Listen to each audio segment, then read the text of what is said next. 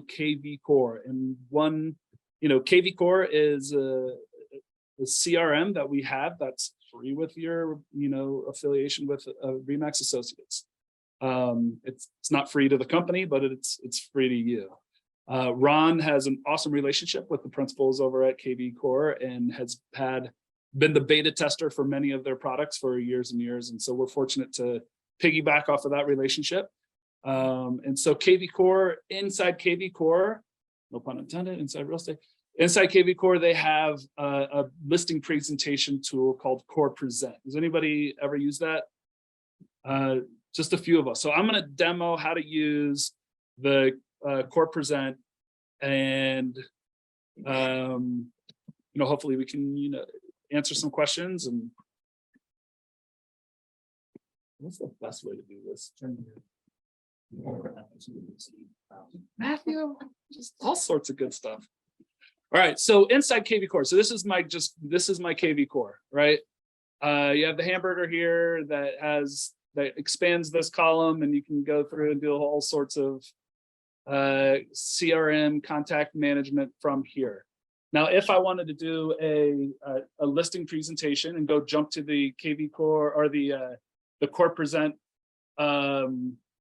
platform, you do that through the marketing tab. So that expands that, and you can jump into Core Present right there. I'm not sure I'm sharing the screen. Give me 1 second.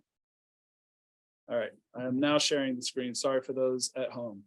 Okay, inside KV Core is the Core Presents, and here you can personalize and customize, and there's various different ways you can have the presentation look. And how you do that is here at the customize settings here. And so here you can add testimonials, or you can add a brief description about you, or you can not have that part of your presentation. You just don't have one written up yet, or you just don't want to have it. You don't have to have that. But if you do, you can add your image, you can add a logo, you can add a narrative. You would, me, good looking as I am. And then testimonials. And so what's cool about the testimonials is when you print this off, right, it looks like that. If you do digital, it looks like that, but then you can click on additional names with additional testimonials. So you can add to it and expand it that way. So the way this Core Present's set up as far as digital and also old school paper, is pretty neat. Then there's several different styles of the presentation. There's traditional, modern, and luxury. And so what that kind of looks like is that you can come in here and say, oh, like that appeals to me, that's your style. Or like I'm going with an old fuddy-duddy person. Say that again. So that's how the slides will look. And so that is a preview of how your slides will look. So if I choose this style, it can manipulate it a little bit. So the info is basically the same, the banner, it's a little bit different, right? So I might want to have that more of an arch kind of look, or have more of this kind of look, right? So there's several different themes, right? So it's a theme, several different themes within their presentations. I kind of like the modern one, so that's the one I've manipulated the most, and the one that I use with my presentation. So on the presentations, we're going to do one real quick. So if you wanted to create a listing presentation for your seller, you just click on this button and it asks you the property address. We're going to go with my old address in Lehigh. And there you go, right? So just punch in the address, click next. Here is the most important thing you're going to do when it comes to CMAs with inside Core Present, is you're going to check the data, right? Have you ever been on Zillow or Trulia or whatever, and you get a Rambler and they only get upstairs, right? This home's not 1,500 square feet, right? There's not 3 bedrooms, right? So that's the most important thing you're going to do, is you're going to come in here and make sure the data is correct, right? So that home was about 3,200 square feet. There was a couple bedrooms in the basement. And so you're going to modify that, right? And then you're going to go to comparable details, and then it's going to search based on the data that you entered a geographical area. You can modify this geographical area. I will not for this presentation, but you could. One thing about this area, right, is this narrow neck of land is rather older construction. This is Holbrook Farms, and it's like brand new ivory, right? This is not really relevant data for my house, right? My house was built in 2010. These were, like brand new. And so what you can do is you can go to year built and you can modify this. You can have year built not be a thing they look at, or you can have it be a thing. And so I'm like, I don't want anything that was built in the last 5 years. I want things that were a little bit older than the home that we're looking at. And so I'm just modify it that way. And it gets rid of some of that Holbrook Farms, new community stuff that's not really relevant. What's that? You drive the circle, move it, and increase the size of it. I mean, increase like this straight, just move it around. See if you I'm can sure just you grab can. the circle. Get rid of that box. I'm not sure that you can. I don't know. Get rid of the box first. Trying to, sheesh, so demanding.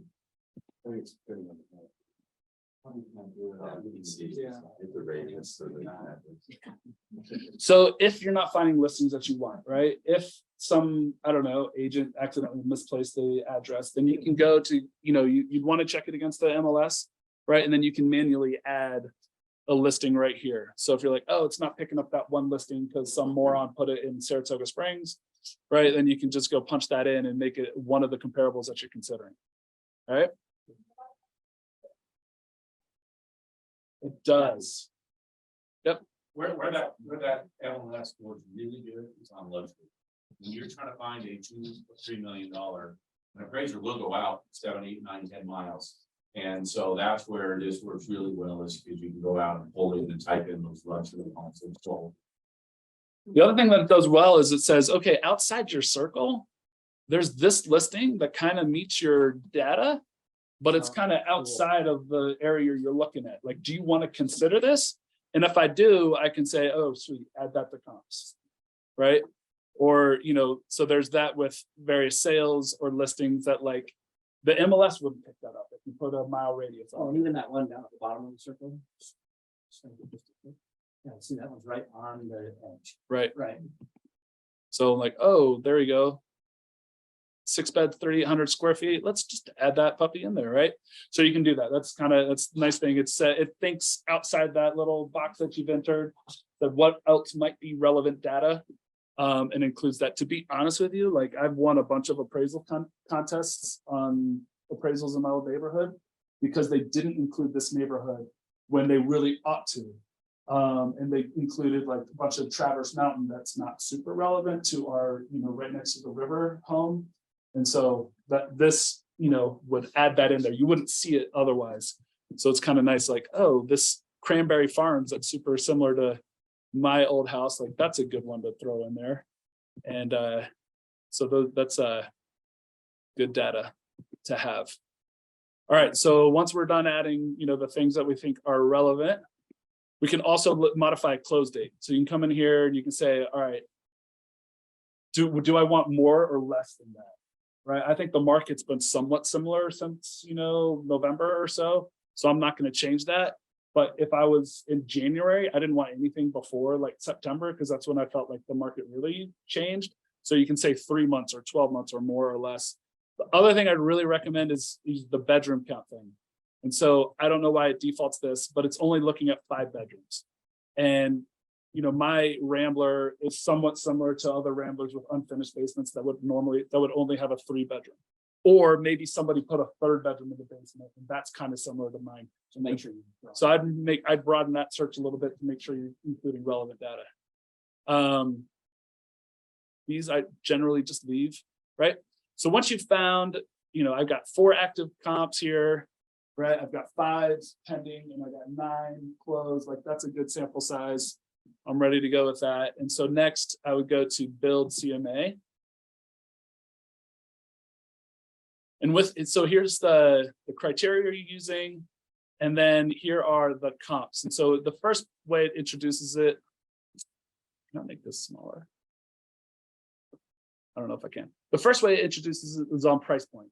And so it gives you an average of the closed comps, gives you average actives and pendings, tells you what the highest are, what the medians are, the closest sold. And then it gives you the smallest, right? You can also toggle over and look at it as a price per foot metric and see where the average, active, pending, and closed sales are. And then you can add in what you think it is, right? So we'll go over this for a second, but as an appraiser, I used to be an appraiser, right? And I was trained, you got to go see the home first before you tell someone what it's worth. Oftentimes when we're doing listing presentations, we have to tell them what it's worth as we're seeing the home for the first time. So I love the range on this, right? Or if you're, like you kind of know the area or know the house, you can go put in your price, but range. yeah, right. So you can kind of craft this to be whatever you want. So if you're thinking, I think you're somewhere between 650 and 675, you can add that in there. My price per foot's right there. That's what I think your house is worth. So that comes up as a little flag. And if you toggle back the price, that flag stays there as well. That becomes very valuable as you're looking for price adjustments. If you've actually documented where you said. Because if we list at 674 and they come in a little bit less, and we're like, remember I told you it was in that window. Oh, there's so many good. Well, I think it really helps when somebody comes out and it's like, yeah, I'm going to 7. You go, that's great. You go, you grudgingly take the listing and you go, okay, but it does document. This is what I go, what it's going to sell at. Yeah. Well, and there's good talking points with just this horizontal thing. You can show, well, here's what's sold. It's always going to be on the left. Here's what is under contract, and here's what's listed. It's almost always going to follow that pattern, right? Because people overshoot. They overshoot the market all the time. Assuming you have a good sample size. For sure. Yeah. Okay, so that's how that looks. Now, you can go in and then look at each one of these listings. This is something we haven't quite done yet. We saw the big, little flags are a bit tagged everywhere, but now I can go in and see each one of these and see, is this really what the home I want to be showcasing? And then you can call, you can say thumbs up, or you can highlight as, a more prominent listing. Like the third one, it's like a statistical outline. Everything is high 6s and 7s, but outside that one, you move 5s. That one seems to be outside of the. So remember that one that I snagged that was kind of outside the circle? That's this one. And I'm looking at it, I'm like, you know what? It's 1,000 square feet smaller. It's kind of outside the area. It's, it did sell for $235 a foot. That's, maybe there's little economies of scale going on, the smaller home, the high price per foot. And maybe that's not relevant anymore now that I look at it and I look at the pictures and it's dog crap. So I'm going to get rid of that. And that's no longer on my CMA. I can bring it back if I want, but I can get rid of that. So this one here, is this one similar to the home we're seeing? This one's outside of the mile radius, but I think we're going to keep it. And so you can go through each one of these comps, the pendings, the actives, and you can decide which ones are relevant for your listing and keep them. One thing that I thought was really interesting, Giselle, you asked where it pulls from, and pulls from the MLS. I saw this listing here on Bear Hollow, which is in the same neighborhood, and I saw it twice. And it took me a minute, but one of our friendly neighbors to the south had stolen this listing. So here's the MLS disclaimer, Wasatch Regional Front, right? And if you go to the other listing, you're like, why is this in here twice? Well, this is pulled from the Washington County Board of Realtors. Mr. Kramer poached in our neighborhood. How dare he?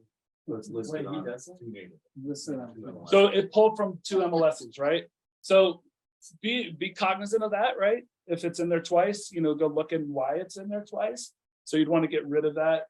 So it's not double counting that as a stat. So Wait, this is also really cool because if you look when you have this RMLS, there might be some comp that we're missing because there's people on some doors out of a good friend up there that are listing on. But this pulls from multiple MLSs, right? So that's crucial.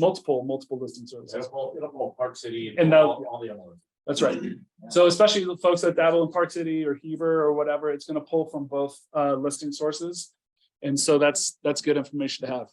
So once you're satisfied with your, you know, oh, this is in that neighborhood that's not comparable, right? So once you're satisfied with your listings that you've chosen, you just X out of this, and then you have, then you have your CMA right here, right? I'm gonna wait to talk about this for a second, because you can't really manipulate that, but that is a slide that shows up on the presentation. So I'm gonna go to create presentation here at the top. So this takes a second. One thing I really like about this is the way this is presented to the client. If you print something out, they're gonna have photos from the other listings, right?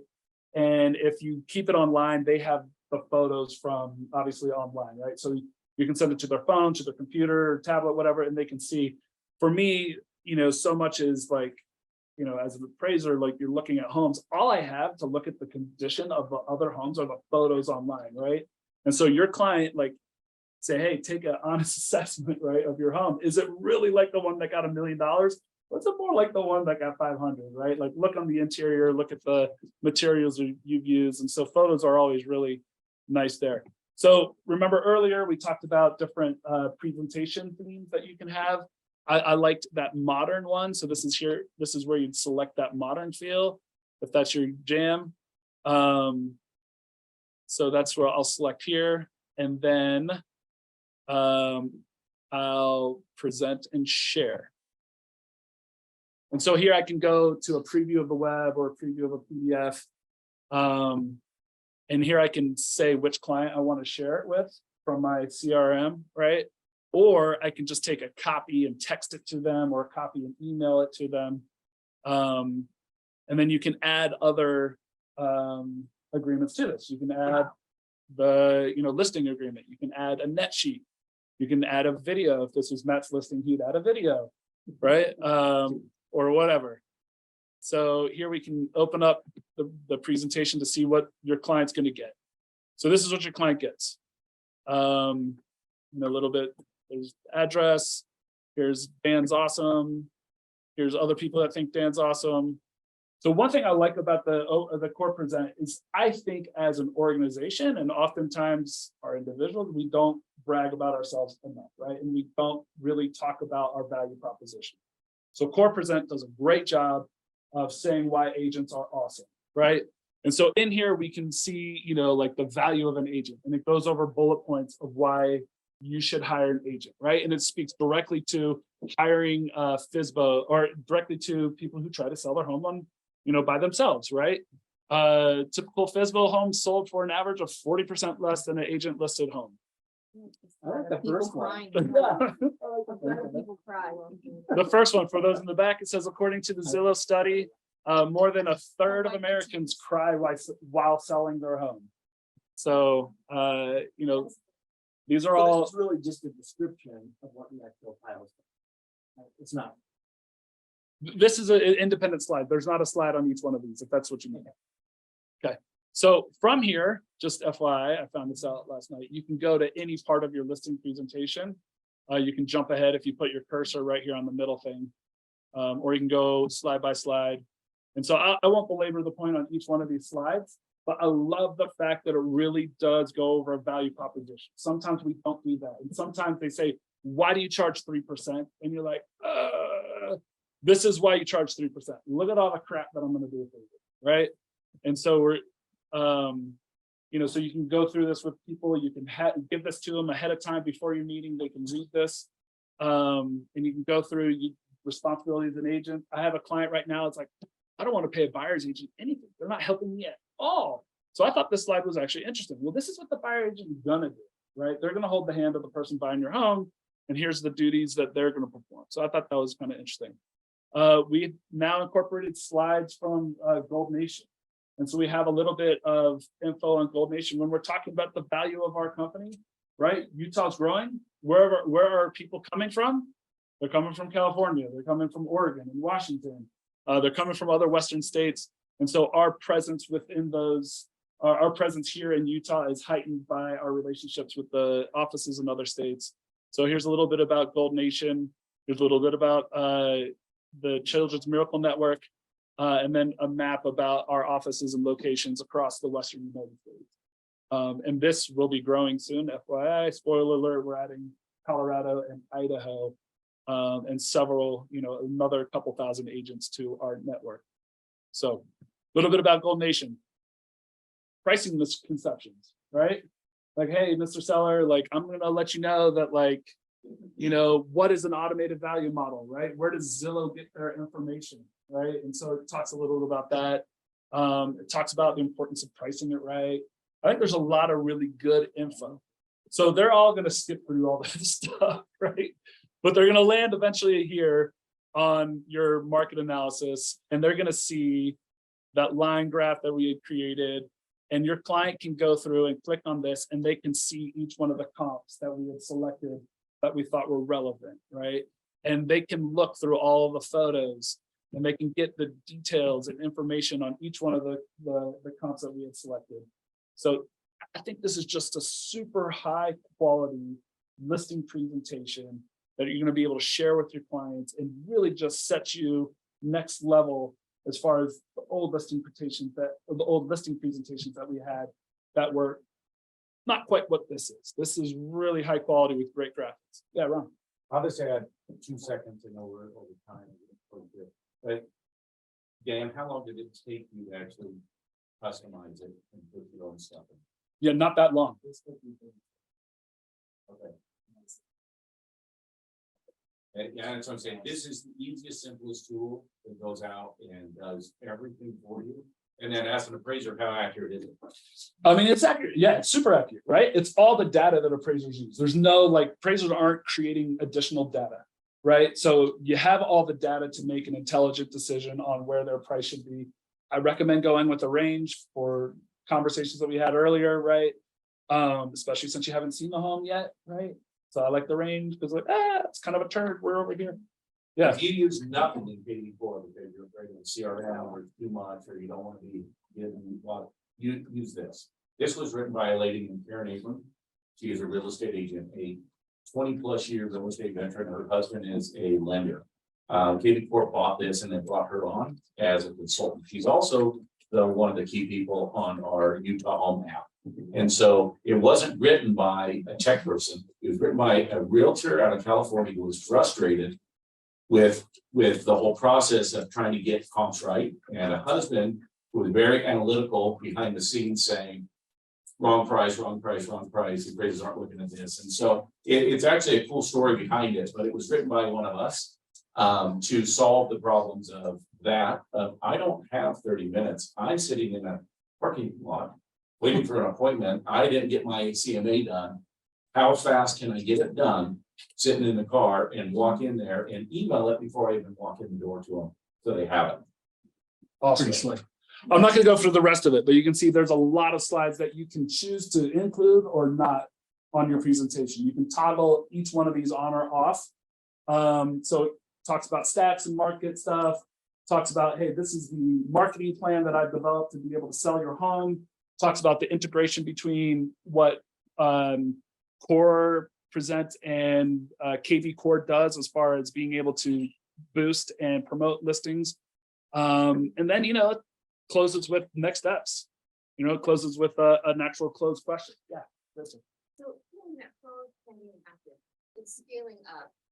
So does that help them that this is a solid help get your buyers to better act now, but you wait 2 months? I think it's, I don't that know that useful in I that don't way? know if it's as much an indicator of a seller's market. It's just an indicator of what the market always is, right?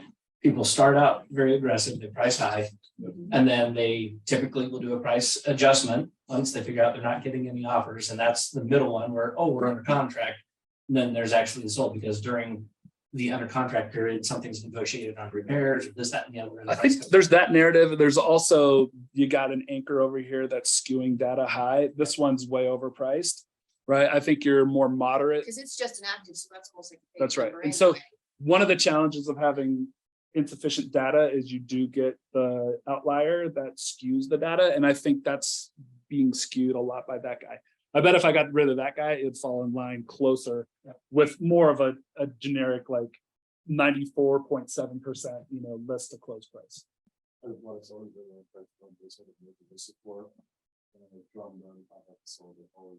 Always low. I agree. Yeah. It's a whole, it's reality. That's exactly right. You start that off with flush. That's your part. They show the refi appraisal, look at this. Yeah. Right. So there's tons of tools and add-ons to KD4. This is my favorite add-on. Right, and not to belabor the point, but there is additional things through Core Present for buyers and also for buyer like a tour, like if you're setting up a home tour, right? You can give it to them, you can give them digitally and also the hard copy. I think those are really, really slick. And then the other thing is it lets you review the analytics behind them. Like, is my presentation being looked at? You know, this guy, did he look at it? Oh, he looked at it. There's 2 versions. And so like, so this guy looked at it 5 times. You know, he looked at for 15, right, total of 15 minutes. You know what? I think this is going to be the case more often than not. I think a lot of your listings, like they're probably gonna go with you, right? And I think this seals the deal for a lot of them, right? Like even family and friends, like they got to know you're a professional. And this really next level, they're really it's a deal closer. So it's one of the reasons why I like it. But there's some good analytics on here as well, just to show you before we go what a buyer tour looks like.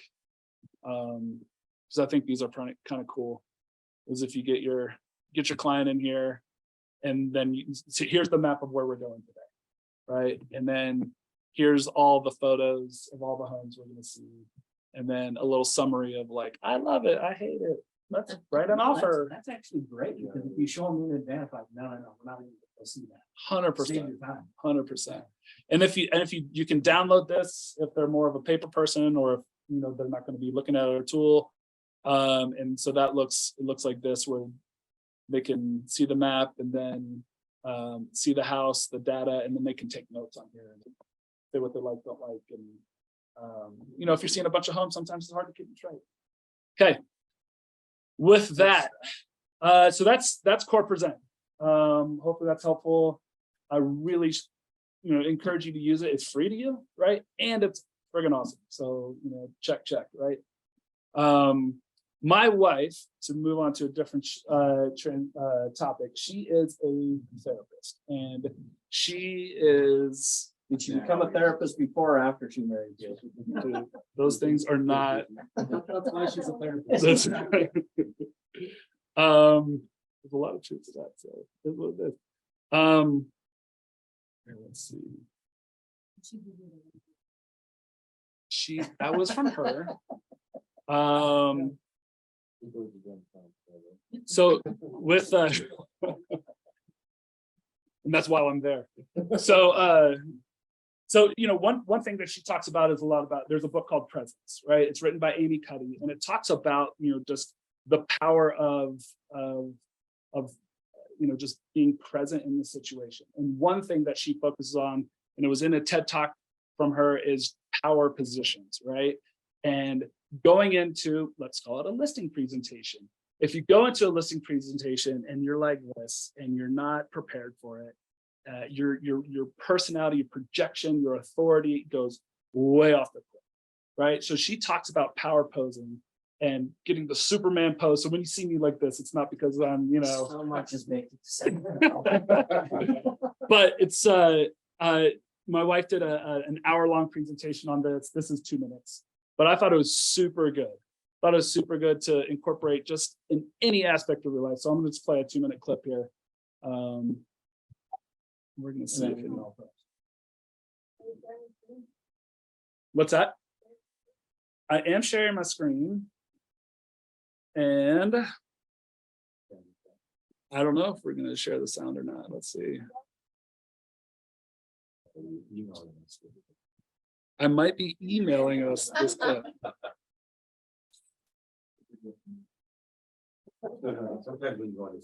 Power and I dominance. think I Well, figured it so in the animal kingdom, they are about expanding. So you make yourself big, you stretch out, and Best self me in my life. Dude, you're not that little. Yeah. All right, let's see if we can do this again.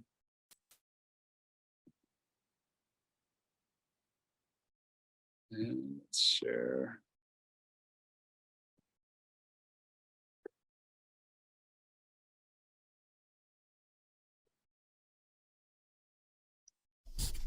So I want to start by offering you a free no-tech life hack. Oh, and all I know it requires exactly of you why. is this, that you change your posture for 2 It's because this microphone's plugged in. minutes. I became especially interested in nonverbal expressions of power and dominance. You guys can't And what hear are this, can you? nonverbal expressions of power and dominance? Well, so in the animal kingdom, they are about expanding. So you make yourself big. You can't hear that, can you? You want to turn it on? Right. I can hear it. Let's see. I do not have to share this, but let me give it one more. I don't know what to do. Let's see. That's fine. Yeah, we can hear it. Okay, do this. So you just gotta stop talking. It's not me you need to worry about. It's always entertaining here, isn't it, Brett? Best word. Free, no-tech life hack, and all it requires of you is this, that you change your posture for 2 minutes. I became especially interested in nonverbal expressions of power and dominance. And what are nonverbal expressions of power and dominance? Well, so in the animal kingdom, they are about expanding. So you make yourself big, you stretch out, and humans do the same thing. So they do this both when they have power sort of chronically, and also when they're feeling powerful in the moment. So powerful people tend to be, not surprisingly, more assertive and more confident. Physiologically, there also are differences on 2 key hormones, testosterone, which is the dominance hormone, and cortisol, which is the stress hormone. We decided to bring people into the lab and run a little experiment. And these people adopted for 2 minutes high power poses or low power poses. And I'm just going to show you 5 of the poses, although they took on only 2. This is what happens. They come in, they spit into a vial. We, for 2 minutes, say, you need to do this or this. We then ask them, how powerful do you feel on a series of items? And then we take another saliva sample. Here's what we find on testosterone.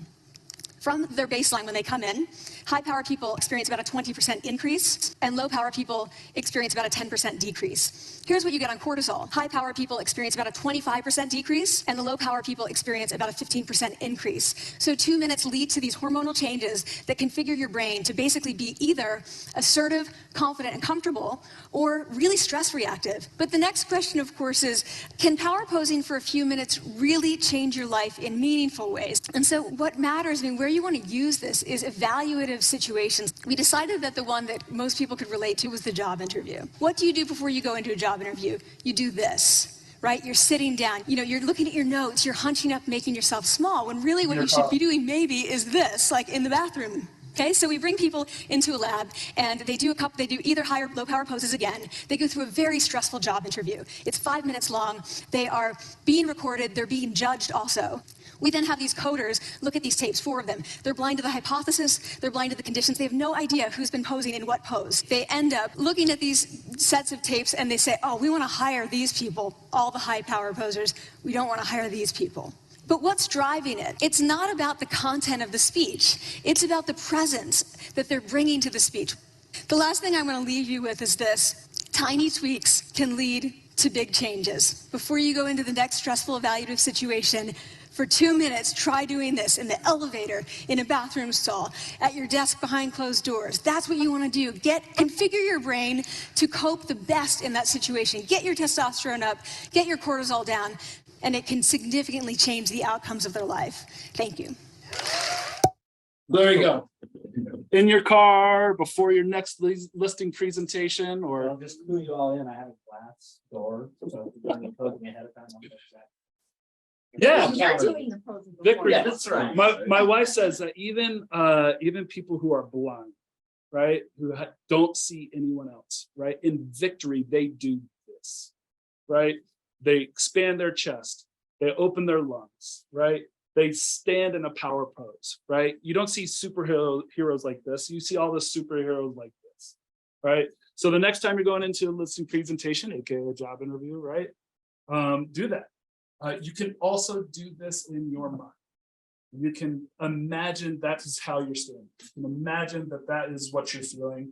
And if you do that for 2 minutes, which is really, really weird if you've ever tried it, you will go into a job interview much better and you'll nail it. So with that, listing presentations, like use KV Core and